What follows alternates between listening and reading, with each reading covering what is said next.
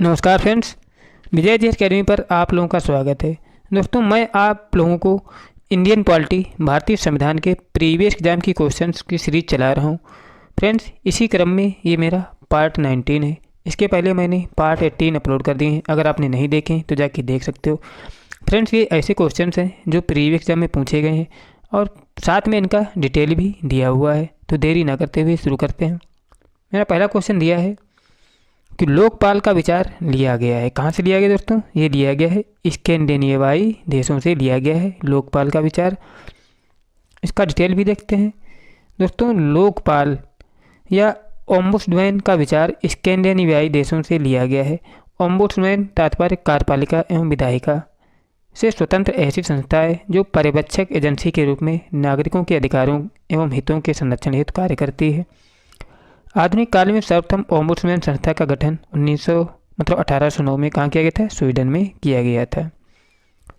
और अगला क्वेश्चन है कि निम्नलिखित में से क्या स्वतंत्रता और स्वाधीनता में बाधक है? क्या दोस्तों? जो केंद्रीकरण होता है दोस्तों, ये स्वतंत्रता और स्वाधीनता में बाधक होता है, याद रखिएगा। और अगला क्वेश्चन है कि लोकतंत्र की निर्भरता मतलब लोकतंत्र की सफलता निर्भर करती है किस पर निर्भर करती है दोस्तों? आलोचना के अधिकार पर निर्भर करती है लोकतंत्र की सफलता। और इसका डिटेल भी देखते हैं। इसका डिटेल है कि लोकतंत्र की सफलता मूलतः आलोचना के अधिकार पर निर्भर करती है। सफल लोकतंत्र के लिए यह आवश्यक है कि सरकार पर नागरिक, समाज, प्रेस और मीडिया का दबाव बना रहे। इसके लिए आलोचना का अधिकार नितांतता आवश्यक है। भारत के प्रथम प्रधानमंत्री जवाहरलाल नेहरू भी आलोचना के अधिकार के क्या थे? समर्थक थे। और अगला क्वेश्चन देख लेते हैं। अगला क्वेश्चन दिया है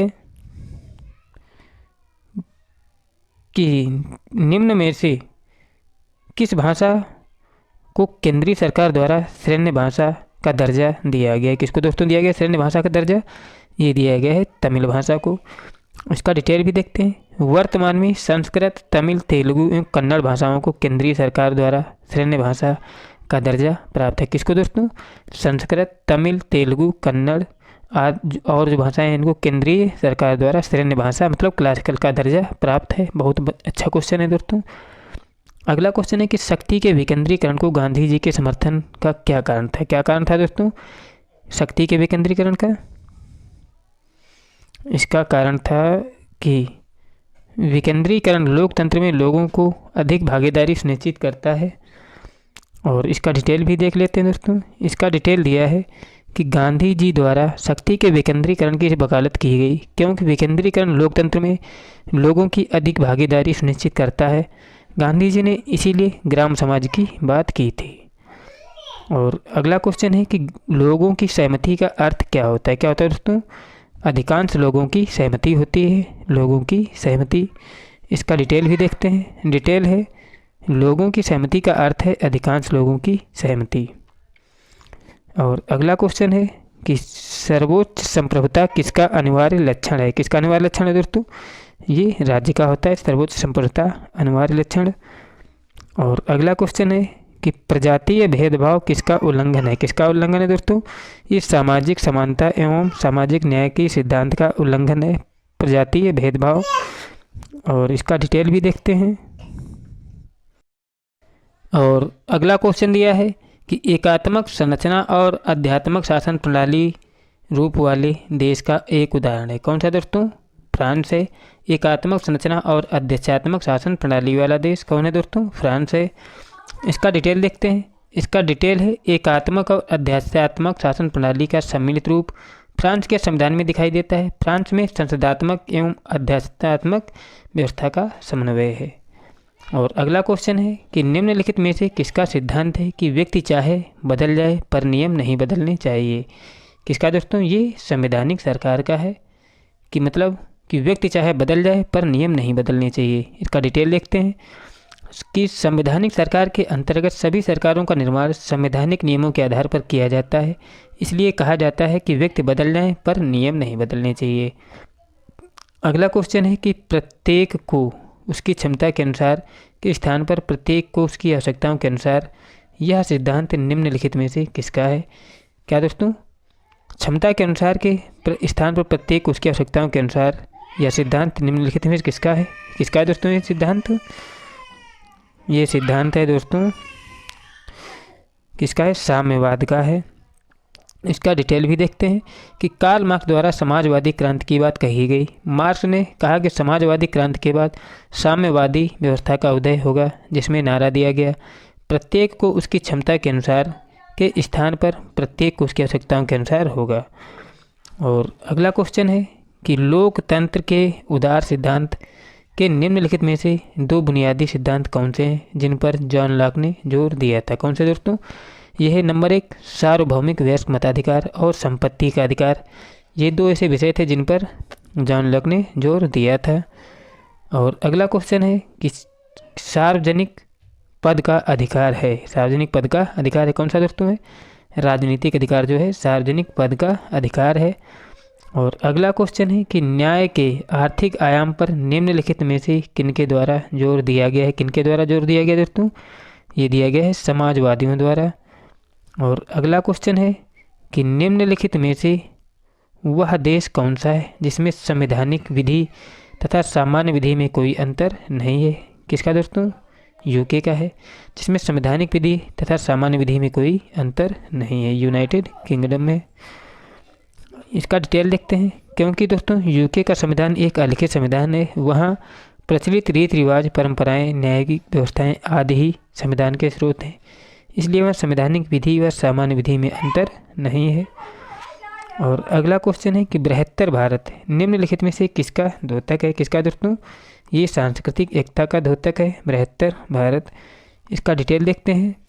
डिटेल है कि भारत में कश्मीर से लेकर कन्याकुमारी तक सांस्कृतिक एकता देखने को मिलती है, जबकि विभिन्न प्रकार की संस्कृतियाँ विद्यमान है, इसलिए यह बृहत्तर भारत संस्कृति का एक द्योतक है।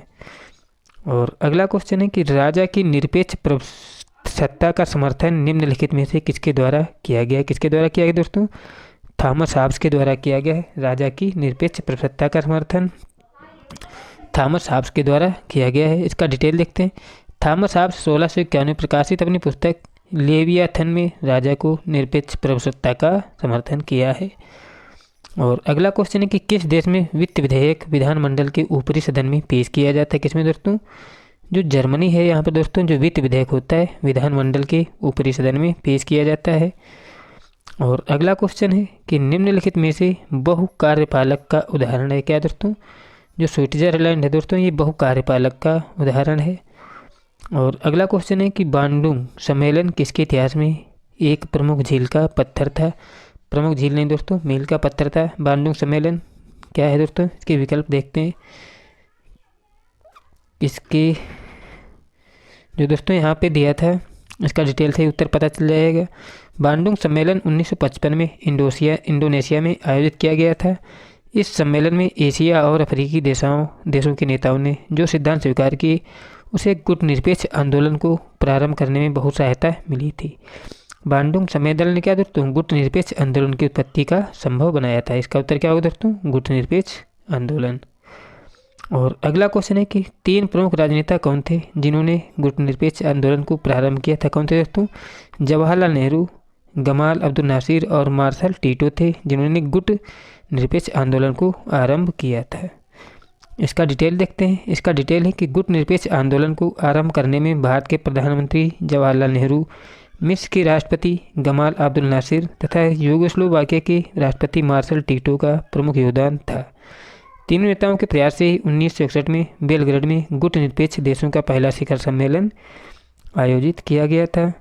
और अगला क्वेश्चन है कि निम्न में से किस अमेरिकी राष्ट्रपति ने कूटनीति संबंध सुदृढ़ करने के लिए 1972 में चीन का दौरा किया था? किसने किया था दोस्तों? ये किया था रिचर्ड निक्सन ने किया था।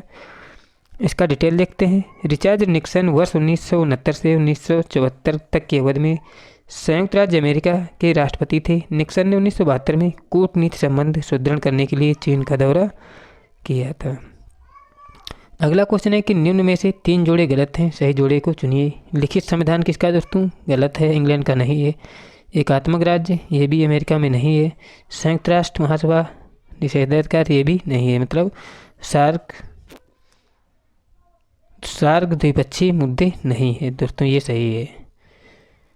और अगला क्वेश्चन है कि सरकार की स्थिरता में अस्वस्थ है। किसमें दोस्तों? राष्ट्रपति शासन में जो सरकार की स्थिरता अस्वस्थ होती है। इसका डिटेल है कि सरकार की स्थिरता राष्ट्रपति शासन में अस्वस्थ होती है क्योंकि राष्ट्रपति शासन में राष्ट्रपति कार्यकाल का वास्तविक प्रधान होता है जो कि एक निश्चित कार्यकाल के लिए चुना जाता है। कार्यपालिका विधायिका के प्रति किसी सरकार के उत्तरदायित्व में नहीं बंधी रहती है। और अगला क्वेश्चन है कि अध्यक्षात्मक सरकार के काम करने का सिद्धांत है क्या दोस्तों? शक्तियों के पृथक्करण का होता है। इसका डिटेल है कि अध्यक्षीय शासन व्यवस्था शक्तियों के पृथक्करण के सिद्धांत पर आधारित होती है। इसमें व्यवस्थापिका, कार्यपालिका, न्यायपालिका तीनों अपने अपने क्षेत्र में स्वतंत्र होती हैं। न तो कार्यपालिका व्यवस्थापिका को भंग कर सकती है और न ही न्यायपालिका व्यवस्थापिका के प्रति उत्तरदायी होती है।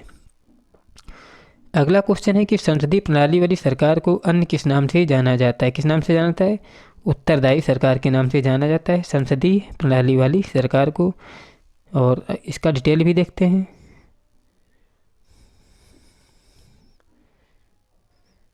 इसका डिटेल है कि संसदीय प्रणाली वाली सरकार को उत्तरदायी सरकार के नाम से भी जाना जाता है।